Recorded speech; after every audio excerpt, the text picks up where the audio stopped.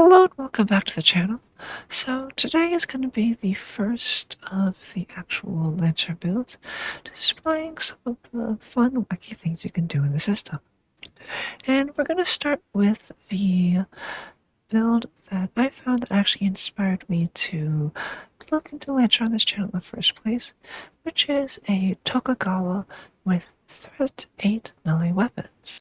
So just to make sure we're all on the same page, Threat in Lancer is basically the reach of a melee weapon. So when I say that you can get melee weapons with Threat 8, that means you can get a melee weapon that can actually hit an enemy from 8 tiles away. So to get Threat 8 melee weapons is actually fairly straightforward. You just need to stack a couple of threat increasing effects that is especially found on the Tokugawa. Starting with its frame trait limit break, when the Tokugawa is exposed, which it can do as a protocol at the start of its turn, its melee weapons deal energy damage and gain +1 threat.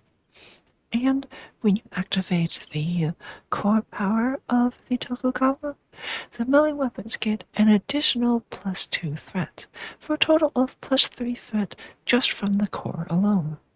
Next we'll need the external battery system, which conveniently enough comes from the first Tokugawa license. Costing 2 system points, it gives our melee weapons an additional +1 threat. However, if we ever take structure damage, the system will explode and deal us 1d6 AP damage. And finally, we need to get an IPSN core bonus, the Geiger's Frame, which gives us another +1 threat with all melee weapons forever.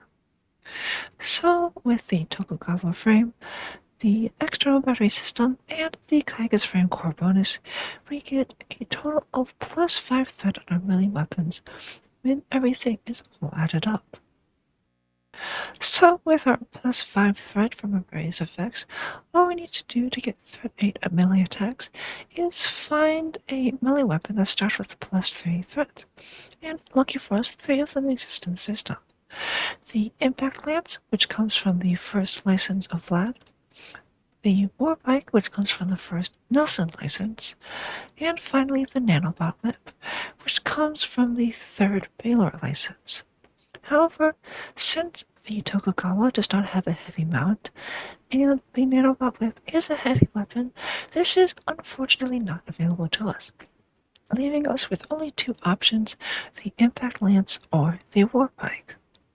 Comparing the 2 weapons, the Impact Lance does a d6 of energy damage, but it lets us attack all characters in a line between us and our target, which for us is a full line 8, dealing us 1 heat for each target past the first. The Warpike, on the other hand, deals 1d6 kinetic and has a knockback of 1, and also has the Thrown 5 trait, which is hilariously useless for us since we can just melee with the Warpike farther than we can actually throw it. What this means is that realistically the best choice of weapon for us if we want to pursue this build is going to be the Impact Lance, which actually does work out pretty well since the Vlad is an IPSN frame and we're going to need 3 IPSN licenses for the Geiger's Frame core bonus. So there we have it. We have at license level 5, 2 licenses into the Tokugawa to get the frame, 1 license into the Vlad to get the Impact Lance, and 2 more IPSN licenses to get the core bonus. Totaling when all of our effects are active, a Threat 8 melee weapon that we can use basically at will.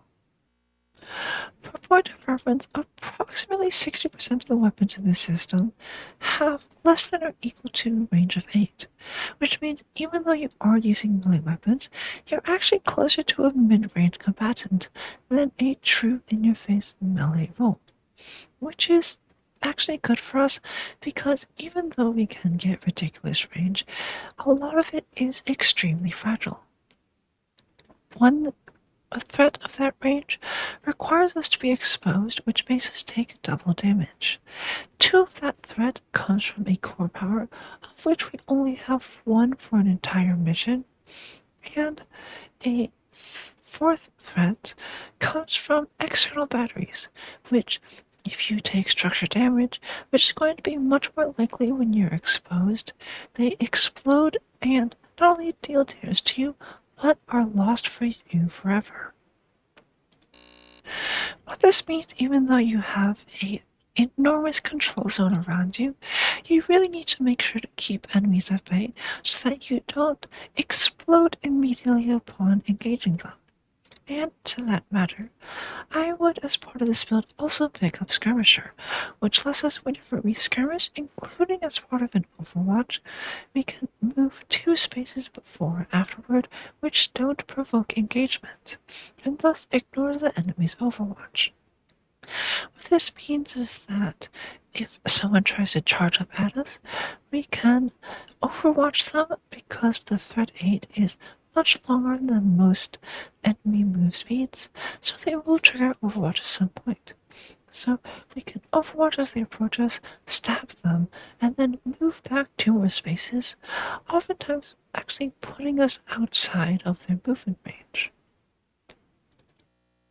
Alternatively, you can embrace the Harrison Armory and especially Tokugawa aesthetic, throwing caution to the wind and just going for it and taking as many of the enemies down with you before you inevitably melt into a pile of slag. Tokugawas are not exactly known for being the sturdiest of mechs, and this build certainly does not help with that. So really embracing the full aesthetic of burning bright and burning hard is probably going to lead to much more enjoyable gameplay than trying to desperately cobble together a defensive strategy through a mech that is actively fighting to burn itself down at every opportunity. But that's all for this week's video.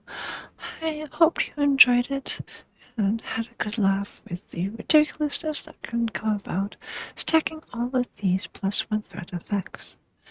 I hope you'll come back next week to see what I have cooked up, but most importantly, I hope you have a lovely day.